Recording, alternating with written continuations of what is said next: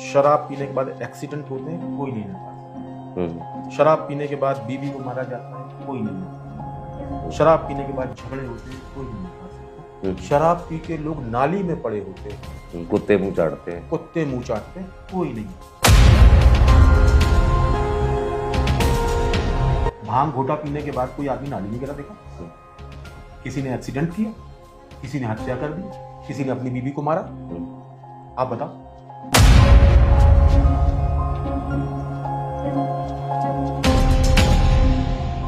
Social crime शराब से होता है, सोशल क्राइम चिट्टे से होता है। चिट्टे में तो आदमी 2-3 साल में मर जाता है, भांग में आदमी 15-20 साल जीता है। आयुर्वेद कहता है भांग लंबा जीवन देने वाली औषधि है।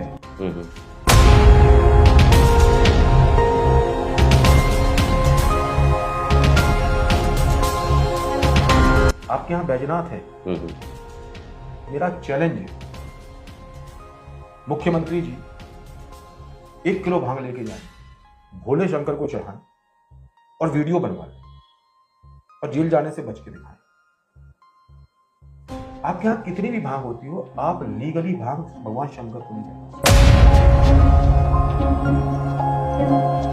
बुढ़ा नहीं होता, बुढ़ा नहीं होता इससे आदमी जवान बना होता है, इससे इम्यून सिस्टम अच्छा होता है, इससे बॉडी की फंक्शनिंग अच्छी होती है। सारे जो आपके पार्ट हैं वो एक साथ सिंक्रोनाइज होकर काम करते हैं।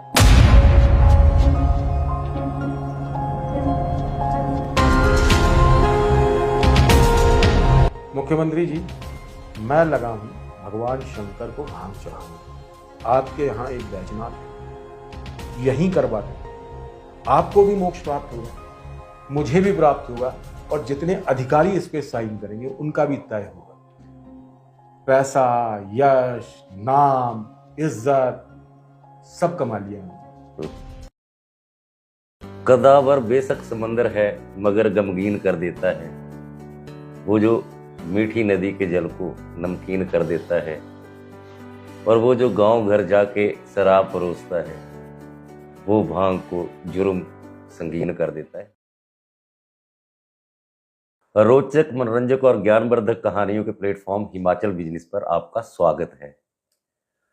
आज जो हमारे मेहमान हैं वो भी खास हैं, और आज का जो विषय है वो भी अहम है। आज हम बात करेंगे भांग, और भांग की खेती क्यों जरूरी है, और कौन सी भांग की खेती करनी है, और भांग की खेती किस तरह से इस पहाड़ी प्रदेश की आर्थिकी की दशा और दिशा बदल सकती है। हमारे साथ हैं सचिन अवस्थी जी। सचिन अवस्थी जी मूलतः मध्य प्रदेश के जबलपुर के रहने वाले हैं और विश्व विजया फाउंडेशन चलाते हैं, जिसके तहत ये पर्यावरण, गौरक्षण, सनातन धर्म और भांग की खेती को लेके कार्य कर रहे हैं। पिछले 6 साल से ये उत्तराखंड में काम कर रहे थे, और अब हिमाचल में इस चीज को लेके काम करने की दिशा में आगे बढ़ रहे हैं। सर, आपका स्वागत है। इससे पहले कि इस विषय पे हम शुरू करें, आपसे बातचीत करें, आपसे जाने कि आपकी क्या रिसर्च है, मैं पहले ये बता दूं कि हिमाचल प्रदेश जो है वो भांग की खेती के बजाय चर्च को लेके बदनाम है, और यहाँ का जो एक बड़ा ब्रांड है मलाना क्रीम, जो इंटरनेशनल लेवल पे फेम है, और एक मोटे मोटे अनुमान के अनुसार हर साल 60,000 किलो कैनाबिस चर्च जो है उसकी तस्करी हो रही है। इसके बीच आप वकालत कर रहे हैं कि हिमाचल प्रदेश में भांग की खेती होनी चाहिए। मैं इसके साथ एक चीज और भी जोड़ दूं कि ये मामला प्रदेश उच्च न्यायालय तक गया था, और उसके बाद सरकार ने एक कमेटी बनाई है। कमेटी कई जगह अध्ययन करने के लिए इस तरह से कि कैसे हो सकता है गई है, लेकिन अभी तक भी पूर्ण रूप से हिमाचल प्रदेश में भांग की खेती को लेकर आगे कोई डेवलपमेंट नहीं हो पाई है। तो सबसे पहले मैं आपसे जानना चाह रहा हूं सर कि हम बातचीत शुरू कर रहे हैं, सवालों का सिलसिला शुरू कर रहे हैं। पहले तो आप अपने बारे में, आपका जो फाउंडेशन है उसके बारे में, और अब तक का जो आपका सफर है भांग को लेके, उसके बारे में दर्शकों को बताएं। तो आपका बहुत बहुत धन्यवाद जो आपने हमको बुलाया जी। मैं अपने सफर के बारे में बताता हूँ। भांग पे काम करने के लिए मैं उत्तराखंड में मैंने पहले लाइसेंस लिया था 2020 में जी। उस लाइसेंस पे मैंने काम स्टार्ट करने की कोशिश की। ओके। दिक्कत आई कि वहां पे कहा जाता है बिना नशे की भांग को लगाओ। हम्म। जब मैंने अध्ययन किया और जानने की कोशिश की कि बिना नशे की भांग होती क्या है, हम्म। तो पता चला ये वो भांग है जो भारतीय प्रजाति भारत में नहीं होती। ओके। भारत में बिना नशे की भांग नहीं होती हम्म। और सरकार बोल रही थी कि आप बीज इंपोर्ट करो। हम्म। हमने बीज इंपोर्ट करने की बहुत कोशिश की, ओके। संभव नहीं हुआ। हम्म। जब संभव नहीं हुआ तो हमने फिर सरकार से बोला कि भाई नॉर्मल बीज बोने की अनुमति दो। हम्म। उनने बोला नहीं, पॉलिसी में नहीं है। हम्म। जब ये बात हुई तो हमको ये समझ में नहीं आ रहा था कि इनने ये पॉइंट थी कि पॉलिसी क्यों बनाई। भांग अफीम से ज्यादा बुरी तो नहीं है। अगर अफीम उगाने की पॉलिसी है हम्म। और देश में उग रही है हम्म। और सरकार उसको खरीद के दवा कंपनियों को दे रही है, हम्म। तो भांग क्यों नहीं दे सकती है। अफीम से आयुर्वेद में कुछ दवाइयां बनती हैं जो मुश्किल से मेरे को लगता है बनती होंगी, जी। अब तो शायद नहीं बन रही है, पर एलोपैथी में बहुत सारी दवाइयां बनती हैं। एलोपैथी वालों को सरकार देती है। ओके। तो आयुर्वेद में भांग कैटलिस्ट का काम करती है। हम्म। भारत की आयुष मंत्रालय की सेंट्रल गवर्नमेंट की जो फार्माकोपिया है उसमें करीब करीब 200 के आसपास भांग से बनने वाली दवाइयां रजिस्टर्ड है। ओके। उसके बाद भी सुलभता से भांग उपलब्ध नहीं है, व्यवस्थित नहीं है, ट्रांसपोर्टेशन प्रॉब्लम है, जंगल से काट के लेके आओ। जब हम अफीम उगा सकते हैं तो भांग क्यों नहीं उगा सकते। भांग तो कम नशा है, बिना नशे की क्या आवश्यकता। तो जब ये तय किया, पता किया, पढ़ा, तो पता चला कि बिना नशे की भांग पहाड़ों में उगाना राष्ट्रद्रोह है। वो कैसे? मैंने बड़े बड़े वजनदार शब्द का उपयोग किया है, मैं वही बोल रहा हूं। राष्ट्रद्रोह जी। वो इसलिए भांग का पौधा पॉलिनेट करता है, परागण कहते हैं। अगर हम बिना औषधि गुणों की भांग हम अपने हिमाचल में, अपने उत्तराखंड में या जम्मू कश्मीर में या सेवन सिस्टर्स में लगाते हैं तो होगा क्या। होगा ये कि बिना औषधि की भांग जब परागण करेगी तो औषधि वाली भांग को खत्म कर देगी, उसके गुण खत्म कर देगी। ओके। और ये अगर 7 बार हो गया तो हमारी जो भांग है वो बचेगी नहीं। अब इसके पीछे के 2-3 कारण हैं जो हमको ये बात बुरी लगी। पहली तो ये कि आयुर्वेद में भांग कैटलिस्ट है। दूसरी बात, हमारे अथर्ववेद में 5 पवित्र औषधीय पौधों में इसका वर्णन है जो कई हजार साल पहले वेद लिखे गए उसमें, जिसमें विजया का। तीसरा कारण था शिव पुराण और विष्णु पुराण में इसका वर्णन है पूजा में। तो संविधान कहता है कि किसी भी धर्म की पूजा पद्धति में सरकार हस्तक्षेप नहीं कर सकती। बिल्कुल कहता है, पर संसद ने इस पे हस्तक्षेप किया। तो लगा कि क्यों, एक पौधे के पीछे कोई ऐसी डिमांड तो थी नहीं कि भांग बंद करो, क्यों किया सरकार ने, क्या कारण है। जब और डीप में गए तो पता चला यूएन का दबाव है, अमेरिका का दबाव है, इसलिए बंद हुई। तो आज 0.3% क्यों आ रहा है, विदेशी कंपनियां क्यों लेके आ रही हैं। कोई कनाडा की आती है, कोई स्वीडन की आती है, कोई यूएस की आती है, वो हर सरकारों से बोलती है कि हम 10,000 करोड़ लाएंगे, 50,000 करोड़ लाएंगे, आप हमको बिना नशे की भांग उगाने के लिए। क्या कारण है? उसका कारण ये है कि इंडस्ट्रियल भांग, बिना औषधि गुणों की भांग 20 रुपए किलो होती है। ओके। और नॉर्मल भांग की हम बात करें तो वो हजारों रुपए किलो होती है जो औषधि गुणों वाली होती है। आप लोगों से बेहतर कोई नहीं जानता, आपके आसपास खूब होती है भांग। अगर हम 3 साल लगा लेंगे, भांग साल में 2 बार होती है, 3.5 साल में स्पीसी खत्म हो जाएगी उस इलाके की जहां पे वो लगाई जाएगी। और धीरे धीरे ये फैलती है। पहाड़ों में भांग का परागण किलोमीटरों से होता है। ओके। अगर हमने ऊपर लगा दिया और हवा चली तो वो कितने किलोमीटर क्रॉस पॉलिनेट करेगी हमको नहीं मालूम। ठीक है। हमारे यहाँ जो भांग है, जो जैविक भांग है, जो हजारों साल से जिसकी वो चली आ रही, उसको हम खराब क्यों करें? तो हमने ये प्रण किया कि बिना नशे की भांग हम नहीं बोएंगे, और हमने अपना लाइसेंस सरकार को 5 साल के बाद वापस कर दिया। उत्तराखंड में जो आपको लाइसेंस मिला। सर मैं थोड़ा सा इसको समझना चाह रहा हूँ, जब हम बात करते हैं कि यूएन का प्रेशर था या अमेरिका का प्रेशर था 1985 में, जब राजीव गांधी प्रधानमंत्री थे, जिनके टाइम में इसको एनडीपीएस में भांग को डाला गया। अब तो प्रेशर नहीं, अब तो मोदी है, सुपर पावर है हम, तो अब हम जब ये सारी चीजें आपको पता है, तो क्या नेशनल लेवल पे इस तरह के इंटेलेक्ट है नहीं लोग की जो इतना बड़ा, जिसको हम जब वैदिक काल में उसमें हम इसको विजया बोल रहे हैं, विजय मतलब जीत दिलाने वाला पौधा, और जब आप बात करते हैं कि आयुर्वेदा में जो इसकी 200 से ज्यादा दवाइयों का जिक्र है, तो फिर क्यों नहीं हलचल हो रही है? देखिए, आपने एक बात बहुत अच्छी करी, ये बोलना चाहिए मुझे, विजया विजय दिलाने वाली। जो हमारे शक संप्रदाय है, जो जब युद्ध पे जाते थे तो लौट के आते थे, इनके यहाँ एक सब्जी बनती थी, उसको सूखा कहते थे। वो सूखा जो है वो भांग की सब्जी होती है। सूखा? हाँ, सूखा कहते थे। ओके। तो वो खाते थे। विजया का कई जगह उपयोग है, और शास्त्रों में कई जगह बताया ये विजय दिलाने वाली, विजय वर्धनी।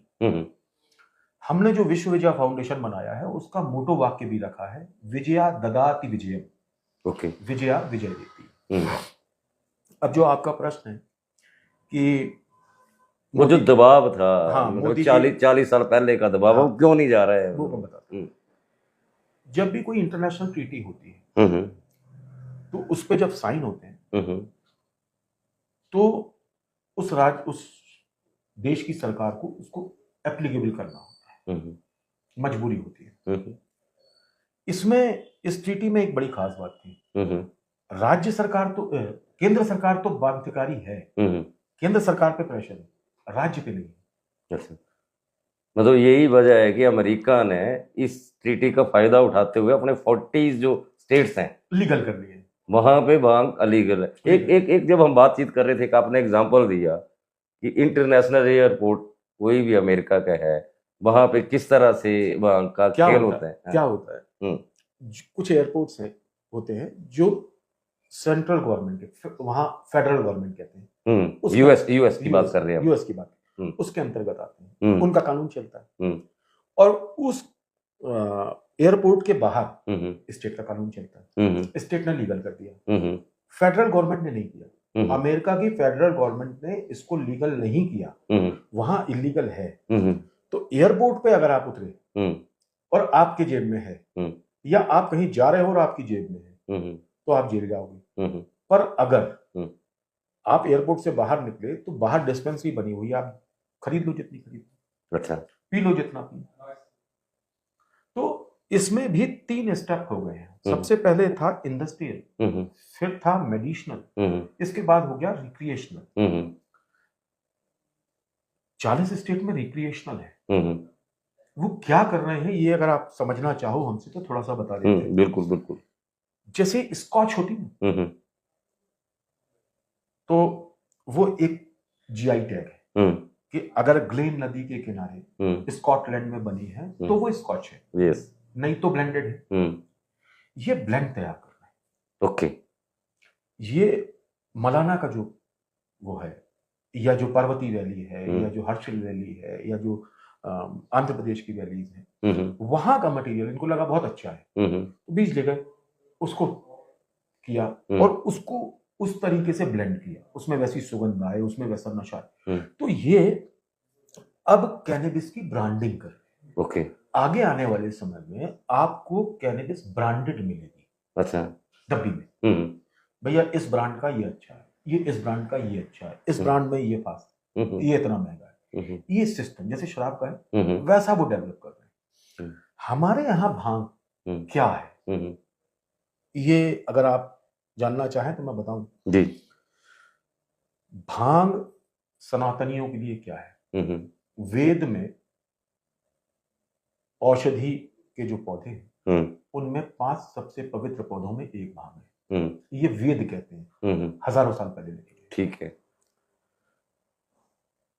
सुश्रुत संहिता है, निघंटु है, और बहुत से ऐसे शास्त्रोक्त ग्रंथ हैं जिनको भारत सरकार बोलती है कि ये आयुष मंत्रालय बोलता है, भारत सरकार बोलती है कि ये शास्त्रोक्त है, जिनको वो शास्त्र मानते हैं।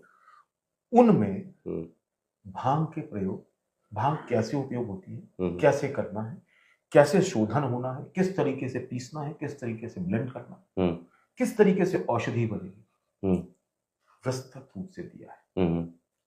हमारे यहाँ दवाई में इसका प्रयोग सालों से हो रहा था। 1985 में मेरा प्रश्न है सारे हिमाचल वासियों से और सारे देश के लोगों, कृपया बताएं 16 सितंबर 1985 के पहले जो पौधा वेदों के हिसाब से पवित्र पौधा था, जिसका पूजन होना था, एक रात में ऐसा क्या हुआ कि उसको दैवीय पौधा बना के पूरे हिंदुस्तान में काटा जाने लगा? क्या कारण? ये मेरा प्रश्न है। इसका उत्तर मैं फिर किसी पॉडकास्ट में दूंगा, पर अभी जनता को समझने दूं कि क्या कारण था, खोजो। नहीं, उस टाइम पे तो जो भी कारण, मेरा जो सवाल था, मैं ये बोल रहा हूँ कि मोदी जी के आने के बाद आयुष मंत्रालय एक अलग से मंत्रालय बना, उसके अंदर NMPV है national medicine plant board of India, उसके रीजनल कम फैसिलिटेशन सेंटर बने अलग अलग रीजन के हिसाब से, और बाकी पौधों पे हम इतने एक्सटेंसिव काम कर रहे हैं। हिमाचल में इस टाइम से अश्वगंधा मिशन चल रहा है ना, हमने वो भी देखा है, अमृता मिशन देखा, नेशनल मिशन हुआ। तो मैं ये चाह रहा हूँ, जब हमें ये पता है और हम जब कंपैरिजन करते हैं अमेरिका के साथ, अमेरिका का जो वहाँ का मेडिसिनल सिस्टम है और कितना इन्वॉल्व है वहाँ का पौधा वहाँ के उसमें, और कितने पैसे वो कमा रहे हैं, उसको जब कंपैरिजन करते हैं तो हम ऐसी क्या, आज की क्या वजह है कि हम, आप जो जैसे एक बात कहा कि अमेरिका में फेडरल सिस्टम है कि सेंटर नहीं मानना है, तो हम क्यों नहीं कर पा रहे हैं? क्या वजह, क्या हम आज भी दबाव में? ना, वो जो ट्रीटी में साइन किया है ना, वो ट्रीटी अमेरिका की फेडरल गवर्नमेंट को और भारत सरकार को दोनों बाध्य करती है कि आप नियम नहीं बनाओगे, स्टेट बना सकते। मतलब हिमाचल प्रदेश बनाना चाहे तो भांग उगाने का कानून बिल्कुल स्टेट लेवल पे बना सकता है, बिल्कुल, जिसके ऊपर ना तो UN का कोई प्रेशर है और ना ही किसी का कोई प्रेशर, जो ट्रीटी हुई US और उसका कोई प्रेशर नहीं। सेंट्रल गवर्नमेंट क्या कर सकती है? सेंट्रल गवर्नमेंट फूल को रेगुलेट कर सकती है। सेंट्रल गवर्नमेंट रिसर्च डेवलपमेंट, दवाइयां बनाना कैसे बनेगी, क्या होगा, वो मैनेज कर सकती है। ओके। उगा नहीं सकती, उगाएगी तो कोई रिसर्च इंस्टीट्यूट उगाएगा। सेंट्रल गवर्नमेंट इसका लाइसेंस नहीं दे सकती, इसका लाइसेंस स्टेट देगा। सेंट्रल गवर्नमेंट का कोई इंस्टीट्यूशन अगर इस पे काम करता है तो उसको भी लाइसेंस स्टेट ही देगा, सेंट्रल गवर्नमेंट नहीं देगा। ओके। तो ये सारा का सारा जो है ये स्टेट के ऊपर है। ओके। अब स्टेट को भय लगता है, वो भय किस चीज का लगता है ये मेरे को आज तक समझ में नहीं आया। अगर मैं मेरा थोड़ा सा, मैं इसको जोड़ रहा हूँ कि यहाँ पे नशे की बात आ रही है, यहाँ पे हम पिछले 2-3 सालों से देख रहे हैं, जैसे पंजाब एक फिल्म आई थी पंजाब के ऊपर, उड़ता पंजाब, लेकिन अब जो स्थिति है वो उड़ता हिमाचल हो गया। चिट्टे का जो एक आक्रमण है, नशे इस टाइम पे जो बड़ा हाईलाइट है चिट्टा है ना, और जो पहले हम बोलते थे कि यार यहाँ से काला माल जाता है, चर्स को इस तरह से कहते थे, तो अब यहाँ पे चिट्टा माल आ रहा है। जिन जगहों से चर्स बिकने जाती थी आज वहाँ पे चिट्टा आ रहा है। मैं आपसे थोड़ा सा ये पूछना चाह रहा हूँ कि जैसे आप ने एक बात शुरू में कही कि विदेशी कंपनी आ रही हैं, अपना बीज ला रही है और ऐसा बीज ला रही है जिसमें नशे वाला कंटेंट नहीं होगा। अगर नशे वाला कंटेंट नहीं है तो आपकी जो मेडिसिनल वैल्यू है पौधे की खत्म हो जाए। मैं आपसे ये जानना चाह रहा हूँ, मेरा सवाल है कि एक जो भांग का पौधा होता है उसका कौन कौन सी चीज प्रयोग में होती है और कौन सी चीज किस किस चीज के काम आती है? ये बड़ा गंभीर प्रश्न किया आपने जी। भांग का पंचांग, आयुर्वेद में पंचांग कहते हैं, ठीक है, पूरा पंचांग उपयोग में आता है। जड़ से लेके पत्ती तक, तना, पत्ती, फूल, सब, फल, इवन फल, बीज, फल नहीं होते, बीज, सब काम में आता है और सब में औषधि गुण है। अब एक बात और, ये अंग्रेज होते हैं बदमाश।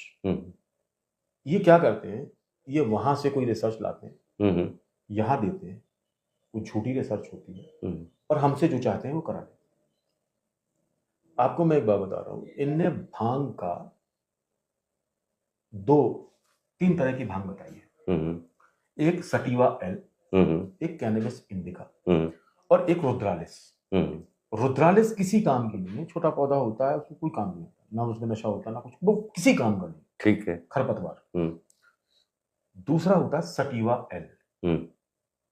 वो सटीवा एल जो होती है, उसकी जो ये स्पेसिफिकेशन बताते हैं, जो खासियत बताते हैं, वो ये बताते हैं, ये लंबा पौधा होता है, एक डंडी का, और इसमें नशा नहीं होता है। Okay, sativa L. Okay, sativa L, इसमें नशा नहीं होता। दूसरा पौधा होता है कैनबिस इंडिका। वो बुशी पौधा होता है, झाड़ी में, झाड़ी के समान, छोटा होता है और उसमें नशा होता है बहुत तेज। ये उत्तराखंड में लोग हमको बता रहे थे, हमको कुछ अधिकारियों ने भी बताया, कुछ बड़े साइंटिस्टों ने बताया कि भाई ये है वेरिफिकेशन, ये देख लो। हमने प्रश्न किया, हमने सर एक बात बताइए, आपके यहाँ लंबा पौधा है? बोले हाँ। हमें इसमें नशा है कि नहीं? बोले बहुत नशा है। तो हमने ये तो बोल रहे हैं कि नशा नहीं, फिर इसमें नशा कैसे? ये सटीवा एल नहीं है, ये विजया है। ये हिमालय की वो विजया है जो आज से 10,000 साल पहले, 5,000 साल पहले चाइना गई और चाइना से और दूसरे देशों में गई। ये वो विजया है मूल। बाकी जगह जो परिवर्तन हुए वो एटमॉस्फेयर के हिसाब से हुए, एल्टीट्यूड के। तो आप ये मान रहे हैं कि भांग जो है वो मूलतः भारत का, हिंदुस्तान का पौधा है?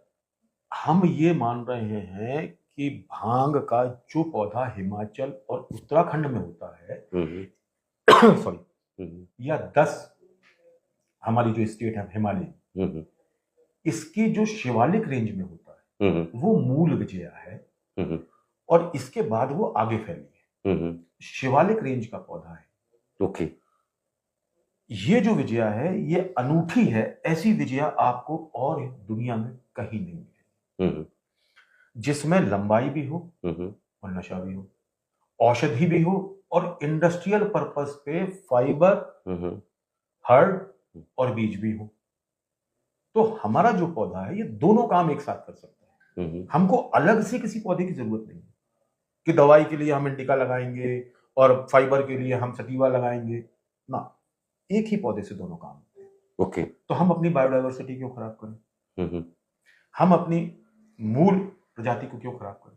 अभी हमारा काम ये होना चाहिए कि चाहे तो एनएमपीबी हो, चाहे आईसीआर हो, इनको यहाँ जितनी प्रजातियां हैं सारी प्रजातियों का डीएनए करना चाहिए, जम्प्लाज्म निकालना, फाइटोकेनाबिनोइड क्या है, दूसरी चीजें क्या है, ये एक रिसर्च होना चाहिए। इसके लिए हम लोग कोशिश कर रहे हैं सरकार को बताने की कि ये जगह खाली है, इन पे आप काम करोगे तो आगे आने वाले समय में जब ये इंडस्ट्री खुलेगी, खुलना है, तय है, इसलिए तय है कि आपको मालूम है अमेरिका ने बंद कराई थी, रीगन ने, रोनाल्ड रीगन ने बंद करवाई थी, राजीव गांधी के थ्रू बंद कराई थी। आज ट्रंप खुल के बोलता है ये एंटी एजिंग है। ट्रंप बुढ़ा नहीं होता आदमी, बुढ़ा नहीं होता इससे आदमी जवान बना रहता है, इससे इम्यून सिस्टम अच्छा होता है, इससे बॉडी की फंक्शनिंग अच्छी होती, सारे जो आपके पार्ट थे वो एक साथ सिंक्रोनाइज होके काम करते। ये ट्रंप का ट्वीट है। तो अब आप बता दो, परिवर्तन तो हो गया। अगर हम हर बात अमेरिका ही की मानते हैं तो ये भी हमको आज नहीं तो कल मानना पड़ेगा, और अगर मानना है तो अभी से इसका प्रिपरेशन स्टार्ट करें, पॉलिसी पे आए, छोटी छोटी चीजें करना शुरू करें, रिसर्च करें और इसका ज्ञान तो इकट्ठा कर लें। ये विचार। सचिन जी, इससे पहले कि इस विषय पे हम अगला सवाल लें, मैं थोड़ा सा अपने दर्शकों को, अपने पाठकों को ये बता दूं कि भांग की खेती की वकालत पहले से होती रही है हिमाचल प्रदेश में। कॉमरेड संत राम, जो पूर्व मुख्यमंत्री जयराम ठाकुर जी के विधानसभा क्षेत्र के रहने बड़े एक बड़े कॉमरेड नेता हैं, कई वर्षों तक पंचायती राज संस्थाओं में उन्होंने जिला परिषद से लेकर प्रधान तक काम किया है। उन्होंने 1999 में इसको लीगल करने के लिए एक बड़ा मूवमेंट किया, धरने प्रदर्शन किए, नेशनल लेवल की वर्कशॉप्स हुई और उन्होंने वो डॉक्यूमेंट भी प्रोड्यूस किए जो 98 99 तक जो रेवेन्यू रिकॉर्ड था कुल्लू का और मंडी का, उसमें बांग को जो गिरदावरी थी जो उसमें वो रिकॉर्ड में दर्ज होती रही है फसल।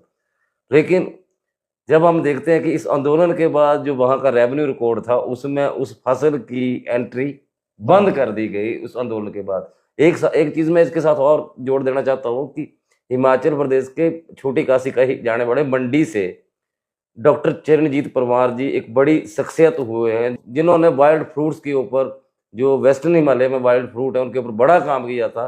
वो जीवन के आखिरी दौर तक इस बात की वकालत करते रहे कि हिमाचल को अगर अपने ये जो आर्थिक संकट है उससे बाहर निकलना है तो हिमाचल को कहीं ना कहीं भांग की खेती को मंजूरी देनी चाहिए। ये तो दो पहलू हैं, एक साइंटिस्ट हैं है ना जो इस दुनिया में नहीं है, जो वकालत करते रहे डॉक्टर उनकी किताबें बहुत प्रसिद्ध हैं। हाँ, और वो बहुत बहुत अद्भुत आदमी थे, उनका जो ज्ञान था उसको प्रणाम। मतलब IIT मंडी में उनके प्रयासों से बोटेनिकल गार्डन बन रहा है जिसमें ऐसे पौधों को दोबारा से उगाया जा रहा है जो आप अपने गार्डन में उगा सकते हैं जो कभी जंगलों में उगते थे।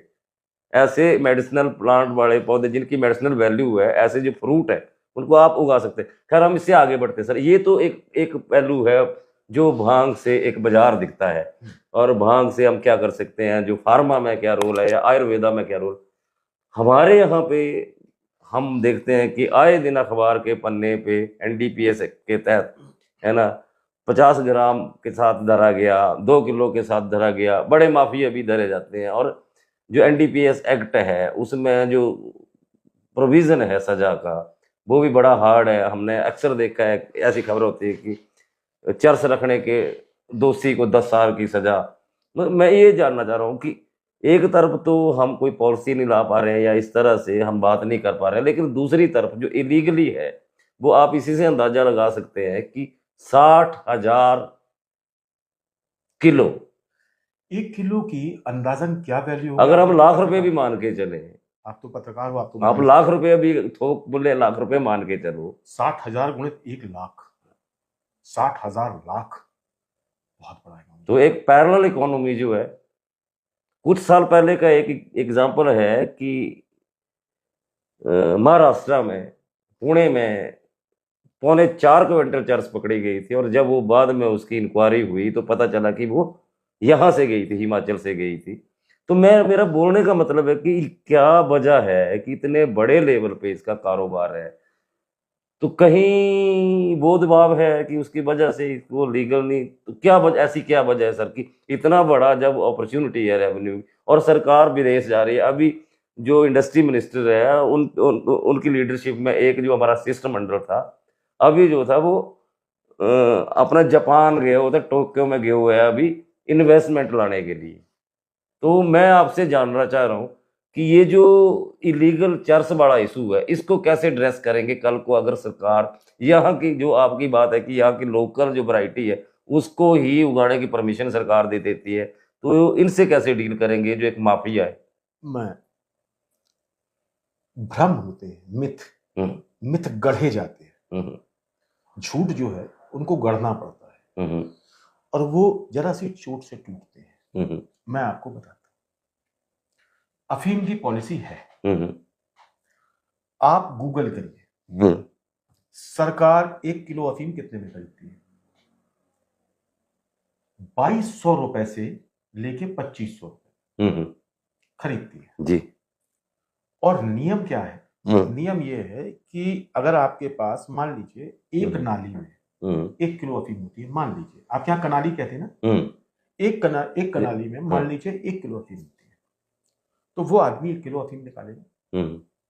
अगर उसकी खेती खराब होगी, आधा ही किलो निकली, तो वो आधा किलो सरकार को जमा नहीं कर सकता, क्योंकि अगर वो आधा किलो जमा करेगा तो अगली बार उसको लाइसेंस नहीं मिलेगा, रिन्यू नहीं होगा उसको। तो वो आधा किलो कहीं और से व्यवस्था करता है। अच्छा, तो और ज्यादा पैदा हो गई तो किलो की जगह 1.5 किलो पैदा हो गई, ज्यादा पैदा हो गई तो सरकार नजर रखती है, सरकार नजर रखती है कितनी हुई। कम हो गई हम्म। तो सरकार जवाबदारी नहीं लेती, हम्म।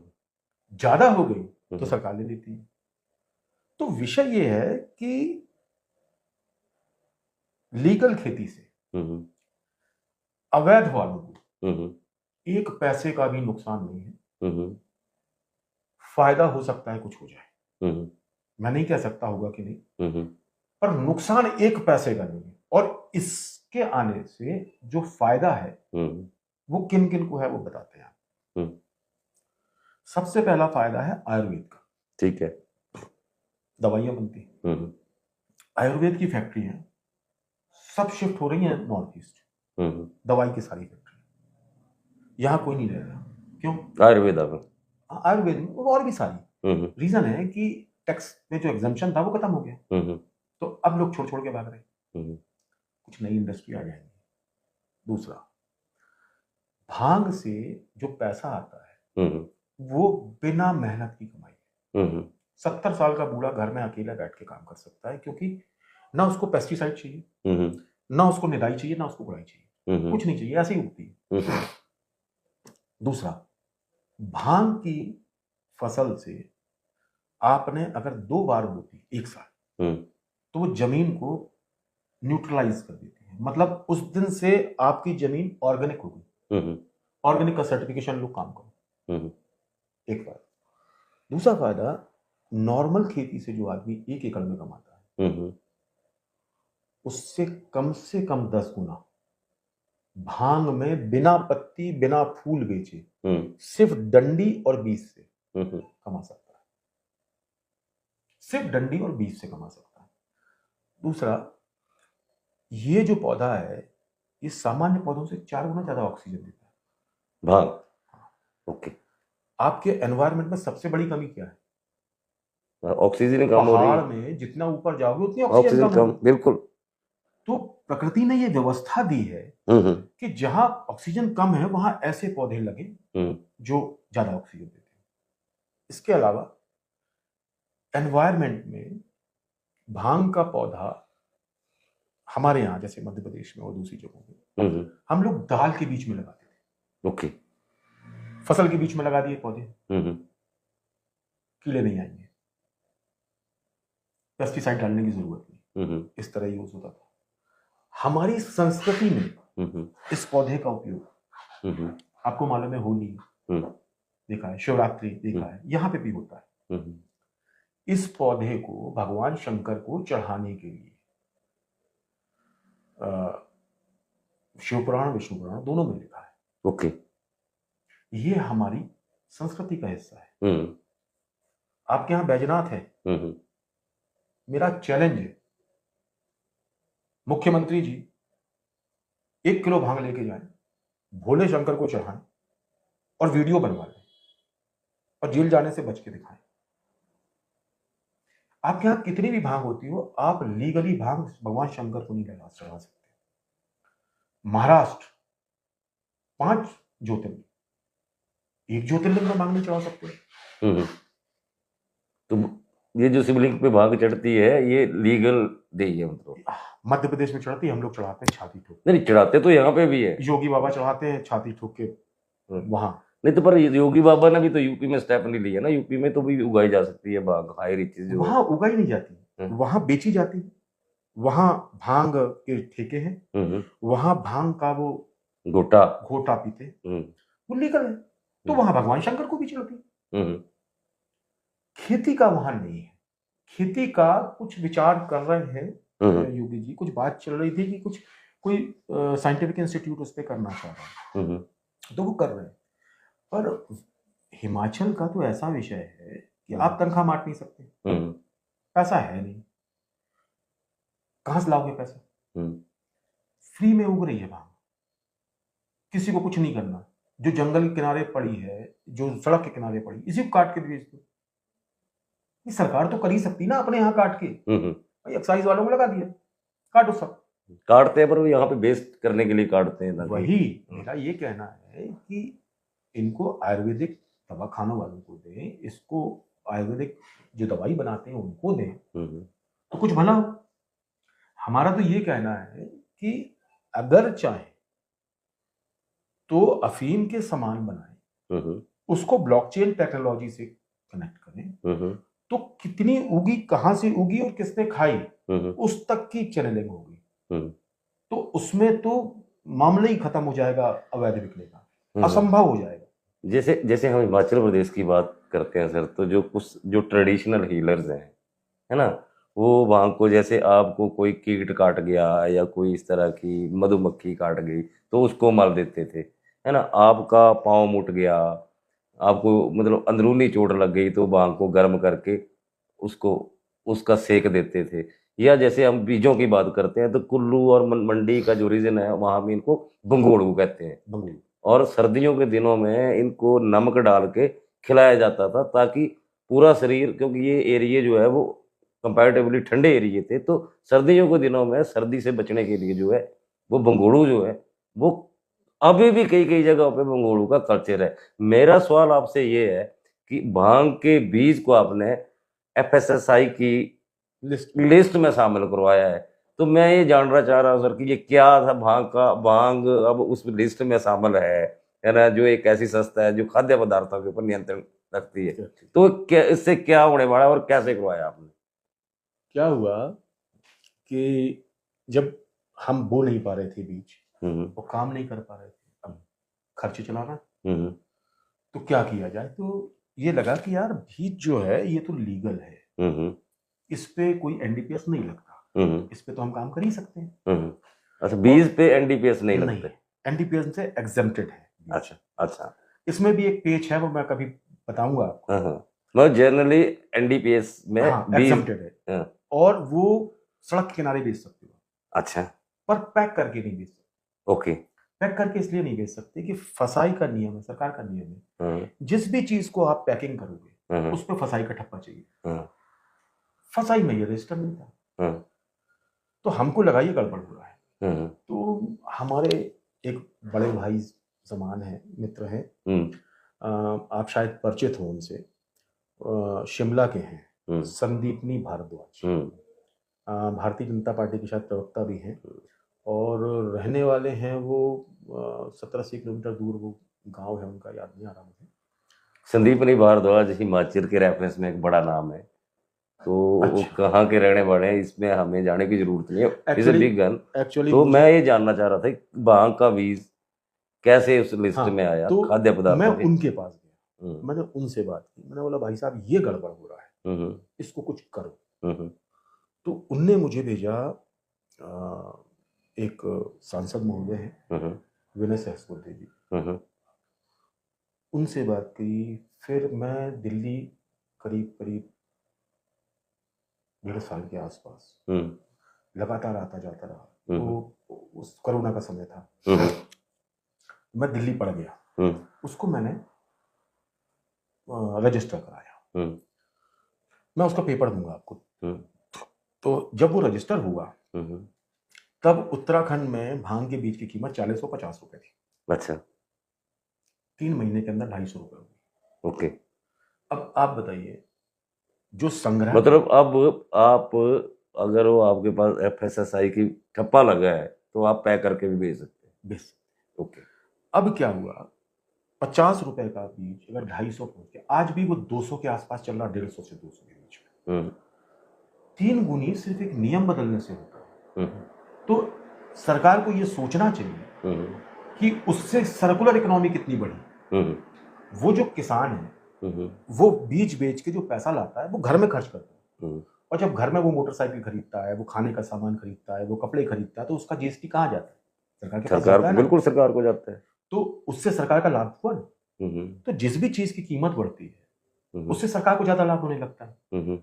हमारा ये विषय है कि आपके यहाँ तो बीज पे भी काम नहीं करने देते, आपके यहाँ डंडी पे काम नहीं करने देते, और जो आदमी करता है उसके ऊपर बड़ा नजर रखेंगे, वो करेंगे। भाई साहब, डंडी और बीज फ्री है, आदमी काम कर सकता है, पत्ती लीगल है, लेके ट्रेवल कर सकते हो ऑल ओवर इंडिया। पर दिक्कत यह है कि हिमाचल के अंदर कुछ नहीं है। भगवान शंकर के मंदिर में, ज्योतिर्लिंग में अगर नहीं चढ़ेगी भांग तो क्या होगा आप जानो। तो हमारा ये विषय था, हम्म, हम इस काम में क्यों आए। इस काम में हम आए थे आयुर्वेद को मदद करने। हम्म, जब हम नहीं कर पाए और हम्म, हमने चीजों को समझा, तो हम्म, हमको भोले बाबा ने इससे भी बड़ा एक लक्ष्य दे दिया, पैसे से बड़ा लक्ष्य। हम्म, अगर एक भी ज्योतिर्लिंग में हमने भांग चढ़वा ली हम्म, तो हमारा मोक्ष तय है, हम्म, और जिनने मदद की उनका भी तय है। तो हम तो एक उस मिशन को लेके चल रहे हैं कि भाई मोक्ष प्राप्ति का लक्ष्य है, और इससे हिमाचल को, पहाड़ को, हमारे साथी भाइयों को, इंडस्ट्री को और देश को फायदा हो। मोदी जी आज 5 ट्रिलियन डॉलर की बात करते हैं।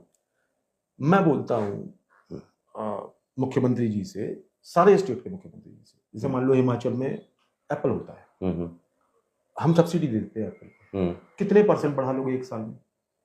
5%, 10%। हाँ, इससे नहीं ज्यादा नहीं बढ़ नहीं। सकता, प्रोडक्शन नहीं हो सकती, बढ़ सकती। भांग एकदम ब्लैंक है, भांग पे कोई काम नहीं हो रहा आपके, एक भी पैसा नहीं आ रहा। जितना पैसा आएगा सरप्लस आएगा, जितना आएगा सरप्लस आएगा। अब आपको डर लगता है कि नशा बढ़ेगा, तो मैं गारंटी देता हूं नशा नहीं बढ़ेगा। वो कैसे? अफीम की जो पॉलिसी है आप देख लो, नीमच में अफीम होती है, आप पूरा नीमच घूमिए, आप पूरा मध्य प्रदेश घूमिए, आपको अफीम 2 नंबर पे बिकती नहीं मिलेगी। तो पंजाब में तो वहीं से आती है, बोलते मध्य प्रदेश से नहीं आती, वो आती है पहाड़ों से।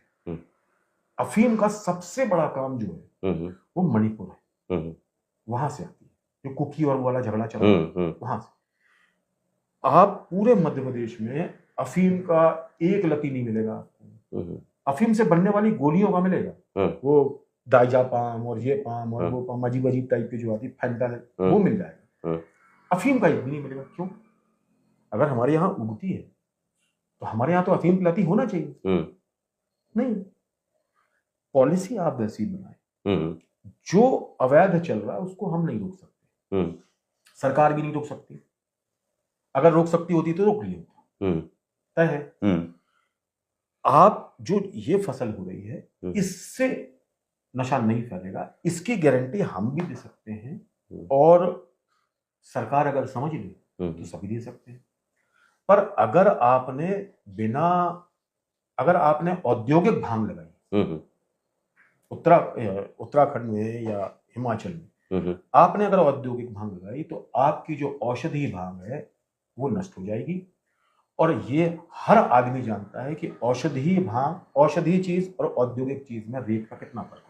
कदावर बेशक समंदर है मगर गमगीन कर देता है, वो जो मीठी नदी के जल को नमकीन कर देता है, और वो जो गांव घर जाके शराब परोसता है, वो भांग को जुर्म संगीन कर देता है। हम भांग के ऊपर बात कर रहे हैं, जिसे वैदिक उसमें विजया कहा गया है। सर, मैं ये जानना चाह रहा हूँ, जो सबसे बड़ा जो समझ आता है हमें, या हमने जब इस इशू को एड्रेस किया है, आज तक लिखा है ना, दोनों पक्षों की तरफ से देखा है, हम उन लोगों के साथ भी रिपोर्टिंग की है जो इसकी वकालत करते रहे, और एनडीपीएस के जो कारण है या उसको लेके एनसीबी की जो कार्रवाइयाँ हुई हैं, है ना, मैं तो उनकी टीम का भी हिस्सा रहा हूँ, आपने है ना, कवर किया है उनको, उनकी रिपोर्टिंग की है, और बड़ी लंबी सीरीज में किया है हमने। तो जो चौहार वैली में जिस तरह से एनसीबी ने काम किया है, तो उसको बड़ा डिटेल्ड में छापा है। चिट्टे को लेके हम ये देख रहे हैं कि तमाम बंदिशों के बावजूद, तमाम पुलिस की हरकत के बावजूद चिट्टा नहीं रुक रहा है। दूसरी तरफ हर साल एक एक्साइज डिपार्टमेंट जो है स्टेट का, उसके ऊपर प्रेशर है कि ज़्यादा शराब बेचो, ज़्यादा शराब बेचो, ज़्यादा रेवेन्यू आए, और हालात ये हो गए हैं कि गांव तक ठेका आ गया है। और अब तो कई जगह पे तो ऐसी भी सूचना है कि आप होम डिलीवरी भी मंगवा सकते हैं, फोन कर दो, फोन कर दो, घर पे पहुंचा। मैं थोड़ा सा आपसे ये समझना चाह रहा हूँ कि जब क्रिमिनोलॉजी की बात आती है, तो चूंकि आप इस सब्जेक्ट पे काम कर रहे हैं, लंबा समय आपने भांग को दी है, तो क्रिमिनोलॉजी में बाकी जो नशे हैं और जो ये भांग का नशा है, उसको लेके क्या चीजें हैं जिसको लेके एक मिथ बना हुआ है, और कहीं ना कहीं पे ये जो मिथ है भांग को लेके, ये भी एक वजह रही है कि पॉलिटिकली जो इस तरह से प्रोएक्टिव होकर लोगों को आगे आना चाहिए था, हमारी लीडरशिप को, वो डरते हैं कि भंगड़ बना देंगे, सबको नशेड़ी बना देंगे, एक ये कहा जाता है। और इसलिए सरकारें चाहते हुए भी इस इशू से बचती रही है। तो मैं आपसे जानना चाह रहा हूँ कि क्रिमिनोलॉजी और जहाँ जहाँ पे इस तरह की आई है, चाहे रिक्रिएशन यूज के लिए चाहे मेडिसिनल यूज के लिए, वहाँ पे जो सिंथेटिक ड्रग का जो चलन था उस पर क्या प्रभाव पड़े हैं, और वहाँ का जो हैप्पीनेस इंडेक्स है उसको लेके क्या चीजें। तो ये 3-4 सवाल में, सबसे पहले तो क्रिमिनोलॉजी के बारे में आप बताएं मुझे कि भांग का और शराब को लेके कोई ऐसी इस तरह की कोई कंपैरेटिव स्टडी है? मैं आपको कंपैरेटिव स्टडीज बहुत सारी हैं, हम्म पर हम एक थंब रूल आपको बताते हैं। हम्म शराब छुड़ाने के हम्म जो नशा मुक्ति केंद्र है हम्म वो देश भर में है। हम्म वो कोई बोलता वर्धा का अच्छा है, कोई बोलता कहीं और का अच्छा है। हम्म लोग जाके महीनों महीनों रहते हैं। हम्म तो ये तो आप मानते हो कि एडिक्टिव है शराब, एडिक्शन है, बिल्कुल है? बिल्कुल है। भांग का आज तक एक भी क्यों नहीं खुला? जैसा ऐसा कोई सेंटर नहीं है भांग का। क्यों नहीं है? अगर वो एडिक्टिव है तो क्यों नहीं है उसका सेंटर? पहली चीज, मतलब भांग एडिक्शन नहीं है। मैं पहली चीज। जी।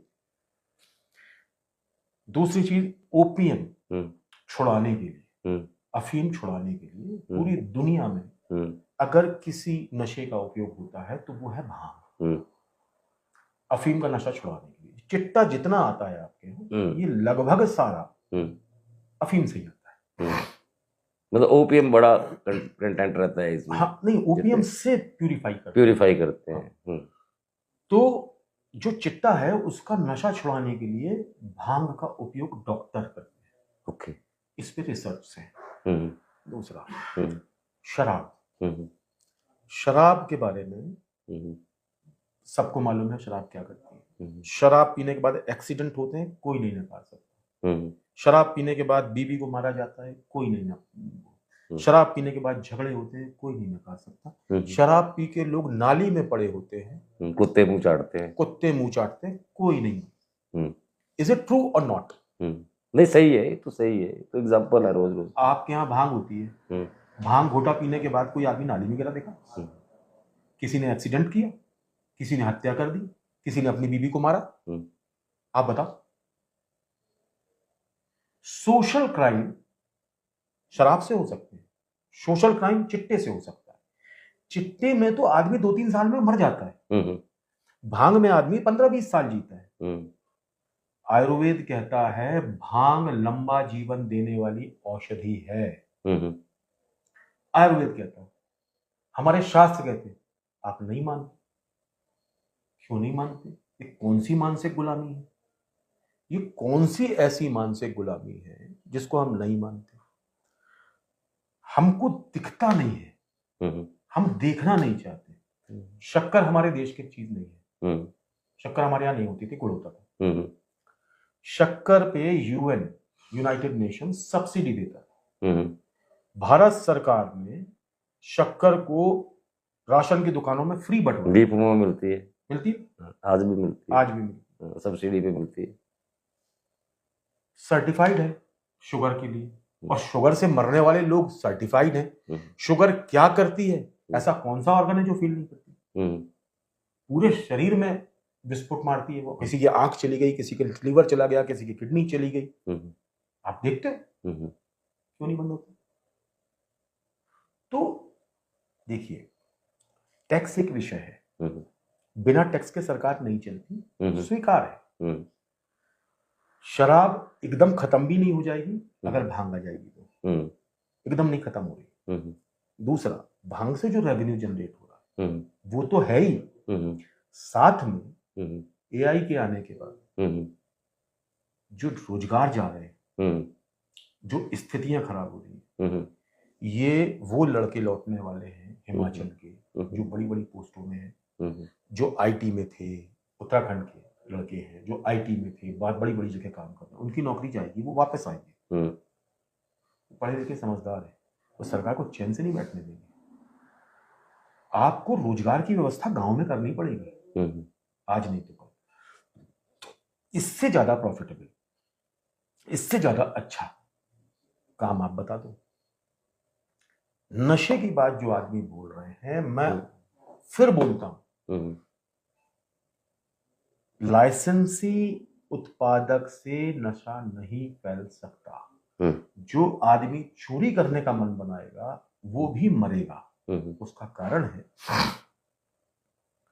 आप कैमरे लगा, उन कैमरों को आप पड़ोसी पुलिस थाने में लगाइए, कौन गया कौन नहीं गया हिसाब है। अगर आपका चारों तरफ फेंसिंग करा, फिंगरप्रिंट वही आदमी अंदर जाएगा जिसका फिंगरप्रिंट। कैसे जाएगी चोरी? ब्लॉकचेन से कनेक्ट कर दो तो कहां आई, कहां गई, कहां बिकी, कहां किसने खरीदी और किसने दवा के रूप में सेवन किया, उसका भी रिकॉर्ड आपको मिल जाएगा। तो ये तो तय है कि नहीं होगा। बस एक बात का ध्यान रखे सरकार कि किसी भी हालत में औद्योगिक भांग नहीं उगाना है, क्योंकि हमारी जो भांग है, इस भांग में दोनों पौधों का समन्वय है। इससे औद्योगिक काम भी होते हैं, इससे औषधि काम भी होते हैं और इसी से रिक्रिएशनल भी होता है। रिक्रिएशनल के लिए बहुत बड़ा मार्केट है आजकल यूरोप, बहुत बड़ा मार्केट है। बहुत सारे देश ऐसे हैं जिनने अपने पोर्ट खोलना शुरू कर दिए हैं कि अगर हमारे यहाँ कोई आदमी इंपोर्ट करता है भांग तो अनुमति है। बहुत सारे, थाईलैंड ने चालू कर दिए, पड़ोसी है हमारा, पाकिस्तान में चालू हो गया, आपको यूरोप के लगभग सारी कंट्रीज में हो गया। यूरोप में 2024 में, यूरोप में नहीं, वेस्ट में जो गोरों की जो $68 बिलियन का मार्केट है सिर्फ और सिर्फ मेडिसिनल का। हम बात नहीं कर रहे वो रिक्रिएशन की, ना हम बात कर रहे हैं फाइबर की। और चाइना पूरे दुनिया का 75% इंडस्ट्रियल हेम्प का प्रोडक्शन करता है और बाहर बेचता है।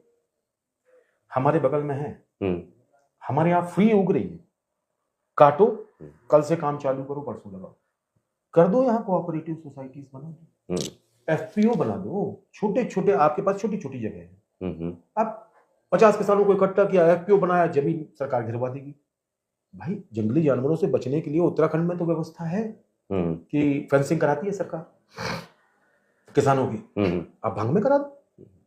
उत्तराखंड में भी आपके सामने जो आपका स्टार्टअप था भांग को लेके, यही समस्या आई कि बीज बाहर का देना चाहते हैं, और वो हमको करना नहीं, और वो बीज ऐसा देना चाहते हैं जिसमें जो मेन कंटेंट है दवाई वाला वो है नहीं, और वो हमारी दवाई वाली भांग को बर्बाद, और वो उसके आने से हमारी दवाई वाली भांग। अब हम आते हैं सर, इसको कंक्लूड करते हैं, बड़ी बात हो गई, अगले उस पॉडकास्ट में करेंगे।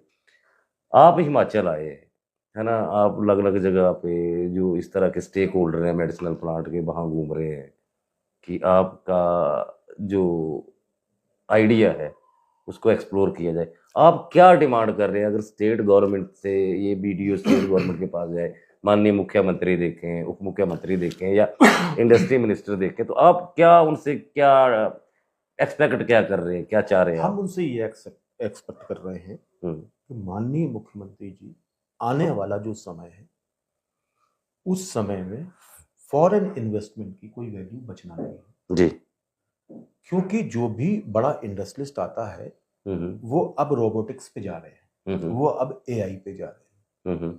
रोजगार देंगे नहीं, जो पैसा कमाएंगे वो बाहर ले जाएंगे, आपके यहाँ नहीं लगेगा। आपके प्रदेश की जीडीपी नहीं बढ़ेगी, थोड़ा बहुत टैक्स आपको जरूर मिल जाएगा, पर अगर यही पैसा आपके यहाँ के लोग काम करके कमाएं तो उससे जो सर्कुलर इकोनॉमी चलती है, उससे जो पैसा बढ़ता है वो आपकी जीडीपी बढ़ाएगा। आज की डेट में आप हिमाचल के साथ पास सबसे बड़ी समस्या ये है कि लोगों के पास सरकार के पास तनख्वाह बांटने पैसा नहीं है। ऐसा लोग बोलते हैं, भाई मुझे सच नहीं मालूम, ऐसा हमने अखबारों में अलार्मिंग स्टेज तो है। आप शराब 10% बढ़ा लो, 5% बढ़ा लो, वो चीज वहां तक पहुंच चुकी। आप सेब की फसल बढ़ाने की बात करोगे, 2%, 5%, 7% सैचुरेशन पॉइंट पे आ गए हो। जितना भी है सब सैचुरेशन। आपको नए धंधे खोजना है, और नए धंधे ऐसे खोजना है जो आपके लोकल लोग, आपके लोग ही करें, उससे वो पैसा जनरेट करे और उस पैसे को प्रदेश में ही खर्च करे, जिससे चक्रवृद्धि ब्याज के हिसाब से के तरीके से जीडीपी बढ़े। बड़ा सिंपल है, इतनी सी डिमांड है। और इस डिमांड के साथ छोटी सी बात कहना है कि भैया अपने यहाँ की बायोडाइवर्सिटी बचा लो, अपने यहाँ की भांग बचा लो। आगे आने वाले समय में ये भांग इतना पैसा देगी आप कल्पना नहीं कर सकते। और अभी आज के लिए मेरा निवेदन है कि अगर कल देखते हैं मुख्यमंत्री जी, तो सबसे पहला काम करें कि कितनी वैरायटी की भांग हमारे यहाँ है, उनका फाइटो, उनका कीमो इकट्ठा करें, उनका जर्मप्लाज्म इकट्ठा करें, उस पर टेस्टिंग करें, उसमें क्या क्या है वो देखें, किस तरह की भांग किस तरह की औषधियों में काम आ सकती है, उस पर काम करें। अगर आपने ये कर लिया तो आपकी जो यूनिवर्सिटीज है, इनके पास अगर पेटेंट हुए, इनके पास अपनी चीजें हुई, तो दुनिया का कोई भी आदमी लेगा तो पैसा देगा। यह यूरोप की यूनिवर्सिटीज करती हैं, वो टेक्नोलॉजी डेवलप करती हैं और लोगों को देती हैं और उनसे लेती हैं। तो हमको उस तरफ जाना चाहिए। ये जो पैसा थोड़ा सा आ रहा है, ये थोड़ा सा पैसा आप अभी लाओगे, कुछ दिन रहेगा, इसकी कोई वैल्यू नहीं है, वापस चला जाएगा। जो आदमी 10,000 करोड़ आपके स्टेट में लगाएगा, वो निश्चित ही 50,000 करोड़ ले जाने के लिए लगाएगा। तो वो पैसा कहाँ का है? आपका ही तो है। बिल्कुल। वो पैसा अगर आप अपने प्रदेश में दे दो तो आपका प्रदेश बढ़ेगा फूलेगा, आपके प्रदेश की व्यवस्थाएं बनेंगी और उससे जो जनरेशन होगा वो कलेक्ट होके आएगा तो आप ही के पास। तो हम वहां क्यों नहीं जाए? बस इतना सा विचार है। तो सरकार किसी प्लेटफॉर्म पे सरकार से आपकी बात हो, या सरकार की जो टॉप की ब्यूरोक्रेसी है, टॉप लेवल पे जो सचिवालय में लोग बैठते हैं, सरकार की आंख कान और नाक है, तो क्या इस तरह का ब्लूप्रिंट आपके पास है? कोई इस तरह की स्टडी है? पूरा आप इस मुद्दे के ऊपर बात? बिल्कुल मेरे पास पूरा ब्लूप्रिंट है। अगर सरकार चाहेगी तो बिल्कुल बैठेंगे उनके साथ और एक अच्छी पॉलिसी बनाने की कोशिश करेंगे। हम तो ये कहते हैं आप एक हेम्प कमीशन बनाइए, एक ऐसी सोसाइटी बनाइए जिसको हेड करने वाला एक पॉलिटिशियन हो, अधिकारी हो, सिविल सोसाइटी के लोग हो, हमारी इंडस्ट्री के लोग हो, वो लोग हो जो एक्टिविस्ट हो, सब बैठे, बैठ के काम करें और ऐसी पॉलिसी बनाए जिससे सबका भला हो। भाई सरकार का भी भला हो, जनता का भी भला हो, आयुर्वेद का भला हो, पर्यावरण का भला हो, ऑक्सीजन मिले लोगों को, जमीन संरक्षित रहे जिससे जो वो क्या कहते हैं आपका लैंडस्लाइड होती है वो खत्म हो जाए। इस तरह की चीजें हम चाहते हैं कि हो और तभी काम चलेगा, क्योंकि आने वाले समय में बचा नहीं है कुछ। अगर आपको लगता है कि आपके यहाँ फिल्म इंडस्ट्री वाले आके शूट करते हैं उससे बहुत पैसा आता है, तो आजकल बच्चे मोबाइल पे बंदर वाले वीडियो बनाते हैं, ना उसमें कैमरा लगता है, ना उसमें स्क्रिप्टिंग लगती, ना उसमें डायरेक्टर लगता, ना उसमें कुछ लगता, वो बच्चा बैठ के बना देता है। तो आप ये समझ लो कि आने वाले समय में एआई के कारण इस पे चिंतन करना चाहिए सुक्खू जी को, बिल्कुल, और अच्छे इकोनॉमिक्स के साथ बैठ के कि जो जो इंडस्ट्री को एआई हिट कर रहा है उसमें आपके प्रदेश का कितना योगदान है, कितना पैसा आ रहा है और उस पैसे को हमको कवर अप कैसे करना। ये एक विषय है जो सरकार को सोचना चाहिए और इस पैसे को कवर अप करने के लिए भांग है, इस पैसे को कवर अप करने के लिए आयुर्वेद की औषधियां हैं, इस पैसे को कवर अप करने के लिए जंगल के अंदर जो चीजें निकलती हैं वो हैं। कोशिश ये रहे कि किसी भी तरह का फर्टिलाइजर, किसी भी तरह का पेस्टिसाइड इनमें यूज ना हो और 100% ऑर्गेनिक वे में इसको उगाया जाए। उससे जो पैसा जनरेट होगा वो इस प्रदेश का भाग्य बदल देगा। बड़ा विरोधाभास है कि आज से 40 साल पहले जिस अमेरिका के दबाव में भारत में भांग की खेती एनडीपीएस एक्ट के अंतर्गत एक खतरनाक नशे के रूप में शामिल की गई, उसी अमेरिका के 40 स्टेट में भांग जो है वो मेडिसिनल यूज, रिक्रिएशनल यूज, वो होशियार है, उसके लिए वैध हो गई है। वो होशियार है। हाँ। और इधर हमारे सचिन अवस्थी जी जो है विश्व विजेता फाउंडेशन लेके विश्व विजया फाउंडेशन बनाकर उस औषधि की लड़ाई लड़ रहे हैं जिसको वेदों में विजय कहा गया है। विजय यानी विजय करवाने वाली, विजय देने वाली। लंबे समय से हिमाचल प्रदेश में एक बहस चल रही है और आज सचिन जी ने बड़ी चीज़ों के ऊपर प्रकाश डाला है। इन्होंने एक ये भी आइडिया दिया है कि अगर सरकार को लगता है कहीं इस तरह से, तो वो हैम्प कमीशन भी बना सकती है, उसमें इस तरह के लोगों को शामिल करें। लेकिन सरकार के जो हिचेज हैं वो बिना स्टडीज़ के हैं कि बड़ा लोग नशेड़ी हो जाएंगे, ऐसा इनका दावा है कि ऐसा कुछ नहीं होने वाला है। और दूसरी तरफ हम देख रहे हैं कि जब हम दूसरे नशों से कंपैरिजन करते हैं, अगर कोई नशा कर भी रहा है तो क्रिमिनोलॉजी की बात हो, वहाँ पे कोई ऐसा इस तरह कोई एविडेंस नहीं मिलते कि शराब के मुकाबले या अन्य जो सिंथेटिक ड्रग के मुकाबले जो है वो एडिक्शन हो भांग से। और ऐसा कोई इस तरह का एडिक्शन सेंटर नहीं है जहाँ पे भांग पी के जो लोग एडिक्ट होते हैं उनका इलाज होता हो। इसका मतलब ये है कि भांग पी के कोई एडिक्ट नहीं होता है। सर चलते चलते आखिरी सवाल बताइए। सवाल मेरा ये है कि ये जो एक लंबा नेक्सस है, हाँ, माफिया का भांग से चर्च बनाने का, इसको कैसे तोड़ा जा सकता है? भाई साहब ये प्रोसेस है। सरकार तोड़ना चाहे तो गन्ना है, गन्ने से क्या बनती है? गन्ने से कुछ भी बना शराब बनती है, गन्ने से शराब भी बनती है। जब शराब बनना बैन हो सकता है, जो घर में बनाई जा सकती है, चावल से शराब बनती है, नहीं बनती ना? नहीं बनती। क्यों नहीं बनती? सरकार नहीं चाहती।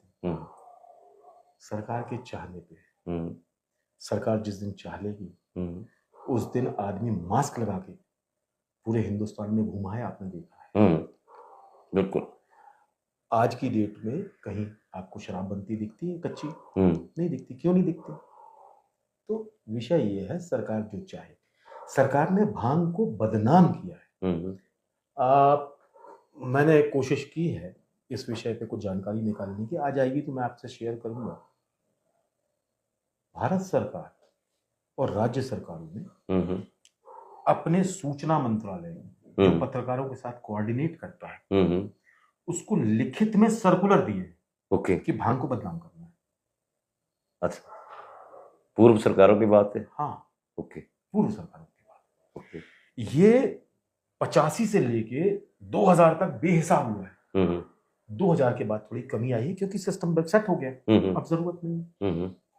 इस सरकारों ने किया है, अब ये इनके माथे पे पड़ गया है। अब ये वापस रिवर्स नहीं कर सकते, अब हिम्मत नहीं है। आपको मैं एक बात बताता हूँ। बिडेन को एक दिन ऐसे ही मूड खराब था तो एक ट्वीट कर प्रश्न किया, हिटलर ने जितने लोग गैस चैम्बर में मारे उससे ज्यादा लोग 40 साल में सिर्फ आपके और यूएन के बनाए हुए एक नियम के कारण जेलों में मरे। उनको फांसी हुई, किसी को गोली मारी गई और कई की जवानी बर्बाद हो गई इस नियम के कारण। आप बताइए, भांग पे ऐसे नियम बनना चाहिए या शक्कर पे बनना चाहिए? शक्कर डेफिनेटली मारती है आदमी को, आदमी को जरूरत नहीं उसको खाने की। सरकारों ने, यूएन ने सब्सिडी दे के जबरदस्ती खिलाई है, फ्री में देके। गुड़ मत खरीदो, गुड़ खरीदोगे तो ठीक नहीं रहेगा। बीच में तो एक समय में गुड़ बनाना भी बंद कर रहे थे, बड़ी मुश्किल से बचा है, कुछ साल बीच में गड़बड़ रहा है। तो ये जो दबाव है अब नहीं चलेगी।